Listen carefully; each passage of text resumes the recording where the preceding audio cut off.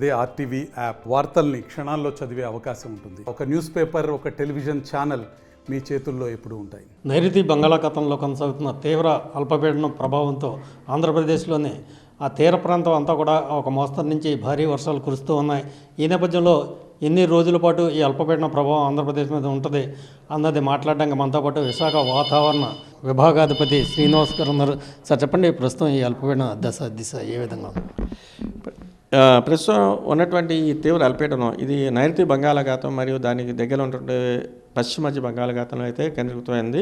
ఇది క్రమేపీ నెక్స్ట్ 12 అవర్స్లో నియర్ నార్త్ వెస్ట్ డైరెక్షన్లో వెళ్తూ ఇటు నార్త్ తమిళనాడు సౌత్ ఆంధ్ర కోస్ట్కి దగ్గరలో వెళ్ళి తదుపరి 24 అవర్స్లో ఇది ఈ డైరెక్షన్లో ఉన్నది. అది కొంచెం నియర్లీ నార్త్ వెస్ట్ డైరెక్షన్లో ఈ మన ఆంధ్రప్రదేశ్ కోస్ట్కి అలాంగ్ ది ఆంధ్రప్రదేశ్ కోస్ట్ వెళ్ళే ఛాన్సెస్ అయితే ఉంది. దీని ప్రభావం చేత నెక్స్ట్ కమింగ్ 24 అవర్స్ ఇటు దక్షిణ కోస్తా ప్లస్ ఉత్తరాంధ్రలో కూడా పలు ప్రాంతాల్లో ఒక మాస వర్షాలు, అలాగే 1-2 చోట్ల భారీ వర్ష సూచన కూడా ఇస్తున్నాం.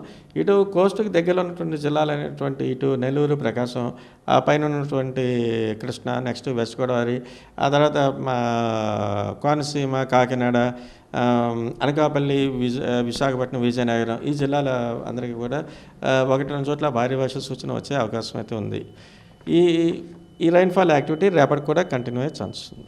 ఎప్పటిలోగా ఇది పూర్తిగా బలహీనపడే అవకాశం ఉంది? బలహీనపడిన తర్వాత ఏ దిశకు వెళ్ళే అవకాశం? దీని ప్రభావం మనకి మ్యాక్సిమం ఒక 2 days అండి, ఇవాళ రేపు కనిపించవచ్చు.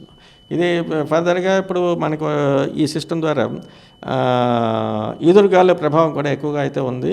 అంచేత ఇటు ఎంటైర్ కోస్ట్లో ఉన్నటువంటి మత్స్యకారులందరూ కూడా వేటకు వెళ్ళొద్దని చెప్తున్నాం. ఫర్దర్గా మన ఉత్తరాంధ్రలో ఉన్నటువంటి నౌకాశ్రయాలందరికీ కూడా 3వ నెంబర్ ప్రమాద హెచ్చరిక ఎగరవలసిందిగా చెప్పాం. అలాగే దక్షిణ కోస్తాలో ఉన్నటువంటి మచిలీపట్నం కూడా మచిలీపట్నం నౌకాశ్రయానికి కూడా 3వ నెంబర్ ప్రమాద హెచ్చరిక ఎగరవలసిందిగా చెప్పాం. ఎలాంటి వర్షపాతం నమోదైందండి ఈ 2 రోజుల నుంచి? ఇప్పుడు లాస్ట్ 24 అవర్స్ చూస్తే ఇటు కోస్టల్ ఆంధ్రప్రదేశ్ అంతట్లో కూడా పలు ప్రాంతాల్లో మోడరేట్ రైన్స్ అయితే రికార్డ్ అయ్యాయి. అత్యధికంగా విజయనగరం జిల్లాలోని బండపల్లిలో 3 centimeters రికార్డ్ అయ్యాయి. ఒకటి చెప్తా ఉన్నారు శ్రీనివాస్ గారు, ఈ అల్పపీడన ప్రభావంతో 48 గంటల పాటు తీర ప్రాంతంలో భారీ వర్షాలు కురిసే అవకాశం ఉందని చెప్పిన నేపథ్యంలో విపత్తు నిర్వహణ కూడా అప్రమత్తమైంది. ఇప్పటికే మత్స్యకారులని వేటకు వెళ్ళొద్దని చెప్తా ఉన్నారు. అలాగే రేవుపట్నంలో 3వ నెంబర్ ప్రమాద హెచ్చరిక కొనసాగుతూ ఉంది. మరో 48 గంటల పాటు ఈ అల్పపీడన ప్రభావం ఆంధ్రప్రదేశ్ రాష్ట్రం మీద ఉండే అవకాశం కనిపిస్తూ ఉంది. విశాఖ వాతావరణ శాఖ కార్యాలయం నుంచి కెమెరామన్ అజయ్తో వర్మ ఫర్ ఆర్టీవీ. మరిన్ని వీడియోస్ కోసం ఛానల్ ని సబ్స్క్రైబ్ చేయండి. లేటెస్ట్ అప్డేట్స్ కోసం వాట్సాప్ ఛానల్ ని ఫాలో అవ్వండి. ఆ లింక్ డిస్క్రిప్షన్ లో ఉంది.